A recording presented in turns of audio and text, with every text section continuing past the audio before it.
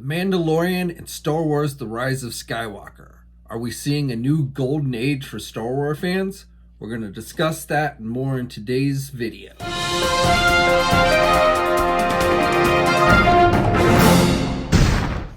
Hey, all you action figure enthusiasts out there, JC here with another T&I video. Now, in today's video, it's going to be nothing but Star Wars that we're discussing, not really any news, but I got a chance to see an advanced screening for the new Rise of Skywalker movie, and I'm not going to give you spoilers, so don't worry about me spoiling it here, but I am going to share my initial thoughts about the movie. And then also, just today, the newest episode, Chapter 7 of the Mandalorian TV series on the Disney Plus service aired. Normally the episodes air on Friday, but because the episode includes a preview of the new movie, they wanted to get it out early and before the movie drops tomorrow evening and Friday. So if you're a subscriber of Disney Plus, then when you get home or whatever, if you haven't watched it already, there'll be a surprise for you with the new episode. And I gotta say, this is Chapter 7. It's the second to last episode of the season, and it was probably the best episode that we've gotten for the series up until this point.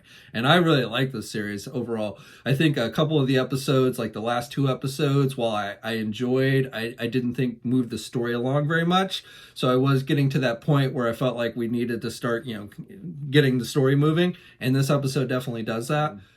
But before I go into more details about that, and again, I'm not going to give specific spoilers for the episode or the movie, but let's talk about Rise of Skywalker. And I'm also going to briefly talk about toys. Not that I have any specific news to share with you, but just what I feel like, where there's potential. So I'll get to that at the end of the video, just to kind of bring, action figures into this. But for the movie itself, so first of all, I really did like it yesterday. Now, I was nervous going in, my expectations. I mean, there are things that I like about Last Jedi, and there are things that I liked about Force Awakens. But there were also things as I watched it. Well, with Force Awakens, when I first came out of the movie theater, I really was not that happy with the movie. I didn't think it answered nearly enough questions, and the overall story was just like a carbon copy of A New Hope. So I was kind of disappointed. I didn't have any real problem with the characters. I mean, I like Rey. I think Rey's a great character. I like Kylo Ren for the most part. I think Adam Driver has actually become a very good actor, and I like even Finn and Poe Dameron. Though Poe Dameron, up into this latest movie, has been my least favorite character of the main three new characters. And of course, with the last two, we had Han Solo being the main feature of the original trilogy characters, which is my personal favorite character. And then in Last Jedi, we had Luke Skywalker. Leia was there, but she was not, she was kind of more of just the background player. Now, one of the big concerns I did have with this new movie is, how they were going to treat the Leia character, being the actress Carrie Fisher passed away before they even started shooting this movie. She passed away while they were finishing up Last Jedi. So I was really concerned. I'm sure it had to change the overall story a bit. But I was afraid they were going to just stick her in there as kind of like just a brief cameo so they could say she was there, but she really wasn't going to play a significant role in the story. Either that, or they were going to go super heavy on the CGI, which I'm not a huge fan of. And I'm happy to say that I think, based on the circumstances of the actress passing away, they did a fabulous job with the Princess Leia, General Organa character. She does continue to play a significant role in this movie. And other than one scene, which is completely understandable, even if the actress was still alive, they would have still gone the CGI route with it. Everything else came off as flawless. I mean, you wouldn't, if you didn't know the actress had, from the news and stuff, had passed away before you go into the theater, you would not have known that she was not alive during the making of this movie. And that's how good of a job they did. I don't know entirely how they did it. I heard they used clips that they had previously shot from the first two movies. But again, it just comes off almost seamlessly, and they did a fantastic job. And again, she does continue to have a significant role in this movie. And while it probably would have been even greater had she still actually been alive, based on, again, the circumstances, I think they did the best possible job with what they had to work with. So my hat's off to them for doing Princess Leia justice. And definitely there's some tearjerker scenes in this movie, just like there were in the past too. If you're a fan and grew up on the original trilogy like myself, then there's definitely some tearjerkers in this movie. Now, overall story. So, again, there were things I liked about Force Awakens, but there were things I disliked. There were things I liked about Last Jedi. There were things I disliked. And in fact, when I first came out of the theater of Last Jedi, I was actually really happy. I thought that it was an awesome movie. And I still like the scenes at the end of Last Jedi where Luke comes in and is with Leia and then goes out and confronts Kylo Ren. I think that is an awesome scene. It still brings tears to my eyes. It chokes me up. That with, just Luke and, doing and this and the music and everything. And I mean, that's another big part about Star Wars is just the music itself. It always kind of pulls on those emotional strings. At least it does for me. John Williams does an awesome job, always has, with these movies. It's a big part of why I think these movies have been as popular as they have been. If it wasn't for, with the original trilogy, in all honesty, if it wasn't for the groundbreaking special effects that we really had never seen at that time ever, before, and then with the John Williams music scores that really kind of pulls you in. Not to say that I love Leia, I love Luke, I love Han, but if it hadn't been for those music scores and those special effects, I really don't think Star Wars would have become such a footnote in our history. I mean, it's just really impacted so many people's lives, including myself, over the years. And if it wasn't for those two main characteristics of the original trilogy, I don't think Star Wars would be what it is today. But with these movies, again, with the last two movies, there's been, some missteps. I think it's fair to say that Disney and Abrams and Ryan have all had some missteps with the previous two movies, and has left a lot of fans just feeling, I guess the best word is described, disgruntled.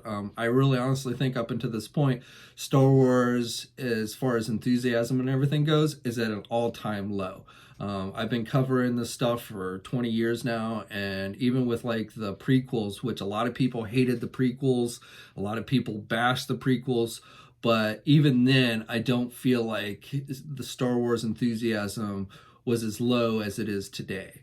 And I think there are other factors at play. I think Hasbro has a role in that. I think, they kind of dropped the ball with some of the more modern toys that they've tried to keep costs down for the kids stuff, the 5 points of articulated figures and the vehicles that oftentimes would come off cheaply, things like that. I think that's kind of, just dulled a lot of people's enthusiasm for that kind of stuff. And so, I mean, there's a lot of different reasons for why Star Wars has been where it is, or where I feel it is, up until this point.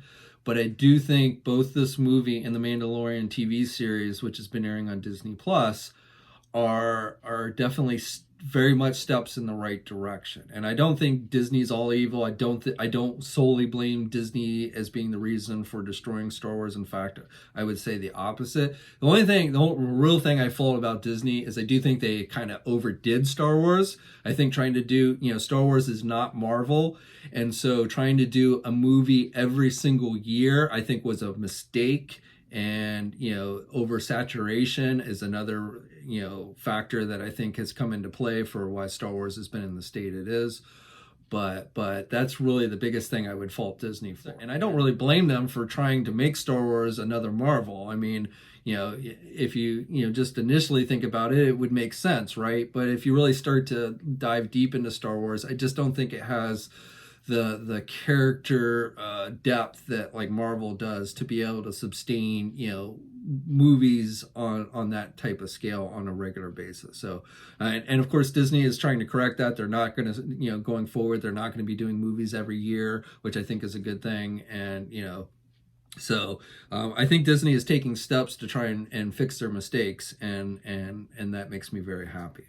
But with this movie, I think first of all, I think it's filled in a lot of the loophole, or a lot of the questions that many of us have had, ties up a lot of the loose ends that many of us have had since Force Awakens dropped. How did we get from the events of Return of the Jedi to Force Awakens? We're not getting those answers in either of the previous two movies. And I think this movie does do a fairly decent job. Now, I won't say it answers every single question. In fact, there's still one kind of big question that I have that I think we're gonna have to look to other sources, either the Mandalorian TV series, which I actually think in today's episode kind of gives us a little bit of a glimpse to this question, which of course I know I'm being vague not to give you spoilers. It's going to be kind of hard to follow what I'm actually talking about, but there is something in today's Mandalorian. It's not a direct tie into the movie or anything. There is no direct tie into the movie, and no, Baby Yoda's not in the movie, Mandalorian's not in the movie, and there's really no references to Mandalorian in this new movie. So, but I do think there's kind of a glimpse of, showing us how we got, from, and I'm talking, what I'm talking, this question is reference to things like the First Order and the New Republic, and kind of how we got from the New Republic being the new, established government in the galaxy to the First Order, which is essentially a carbon copy of the Empire, essentially back in control. So that is not 100% addressed, but there are clues in The Mandalorian that I think kind of give you that answer. And then probably other things like if you've been watching that Resistance animated series, which I tried watching the first season of, and I couldn't, the kid in that show just annoyed me, and I just had to quit watching it. I haven't watched any episode from the second season. I will say the trailer for the second season that I saw did make it look better, and I may end up going back and watching the whole thing at once just to see what kind of answers. That series takes place between Return of the Jedi and Force Awakens, but it takes place much closer to the events of Force Awakens than it does Return of the Jedi. Whereas like The Mandalorian, I think, is the reverse. While, again, takes place between Return of the Jedi and Force Awakens, The Mandalorian seems like it takes place much closer to the events of Return of the Jedi than Force Awakens. So if The Mandalorian had been in Last Jedi or The Rise of Skywalker, I think he would have been an old man at that point. Baby Yoda would probably still, unless he dies of unnatural causes or something at some point, he would still be alive during that time. But Mandalorian would be pretty old, I would think, by the time we get to the events of Rise of Skywalker. But anyway, so the movie does, I think, do a pretty good job of tying up most of the questions that we've had from the last two movies. And I think it also fixes problems. And this is my cat that is passing by here. Salome, everybody. Salome's butt. But I do think the movie does not only addresses a lot of the questions that we have, but I also think it takes measures to fix what many have deemed as mistakes from more specifically Last Jedi. I think Abrams maybe wasn't super happy with some of the direction that they went with in Last Jedi. And so I feel like he took some steps to really kind of address those. One thing, I know a lot of people, I won't say necessarily a lot, but I know some people didn't really like the Rose character. And I will be honest, I had no problem with the actress herself or the character, but I did think the way they wrote the character and kind of the parts of that movie that feature her were probably the weakest part of that movie. So I understand why a lot of people maybe didn't like that character as much. Really that whole thread with the rebels trying to flee from the First Order and just staying, just enough ahead. It was like, why can't if the Star Destroyers really aren't fast enough to catch up, why can't they just send a fleet of TIE fighters and such to go take out their engines and then blow them up? I mean, come on.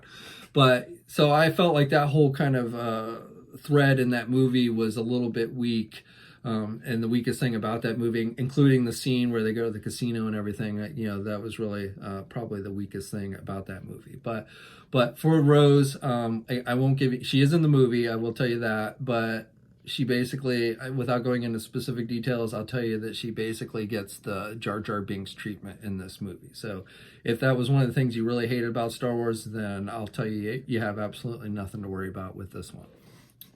Now, rest of the movie, though, like I said, I think it does a good job of fixing the mistakes of The Last Jedi for the most part and ties up most of the loose ends. There are some things in this movie where, when I was watching it, didn't really bother me, and it doesn't bother me that much. But when I went back and was starting to think about it, when I was going to write my review, which is up on my non-spoiler review, which is up on Jedi Insider right now. I'll have a link to that in the video description. But when I was going back and kind of thinking about things, there were a few minor things that I was like, really, why are they doing that when they could just do this type thing? And, obviously they did it that way to further the story that they wanted to tell. But if it was like the real world, it would be like, well, why don't you just do this? It would be much easier and it would be done with. And there are maybe a couple minor things like that in this movie. But I think that's really probably the case with every single Star Wars movie. If you really start trying to nitpick the story apart, you're going to find little inconsistencies and stuff that you could kind of, unravel.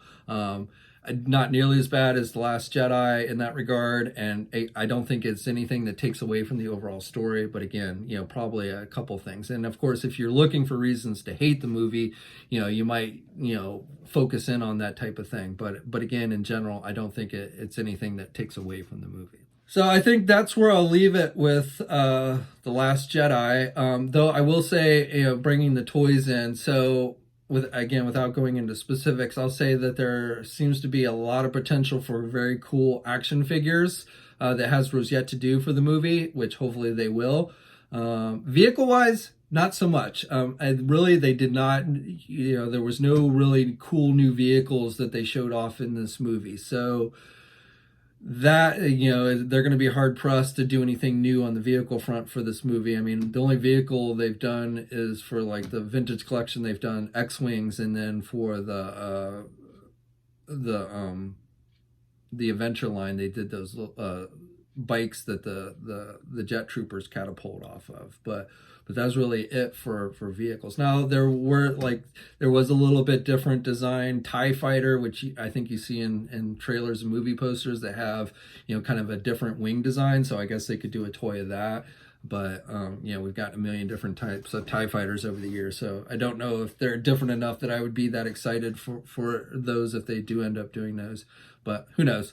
But again, vehicle-wise, a lot of the Rebels are using a lot of the same vehicles they've been using since, the original trilogy, B-Wings, A-Wings, and things like that. And, there's not a lot of potential for new vehicles. But figures, definitely, for both Vintage Collection and 6-inch, I hope that Hasbro has a lot of more figures on the way from this movie, because I think there's definitely potential for that. Okay, now just real quick, we'll end up with the Mandalorian episode. So again, today, Wednesday, they aired Chapter 7, which is the second to last episode of the season.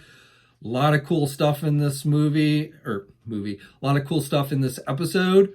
Stuff that, that they've brought forward from earlier episodes are featured in this episode. Definitely ends on a cliffhanger to take us into the final episode of the season. Baby Yoda, of course, is featured quite nicely in this episode, and we get to see Baby Yoda do some cool things.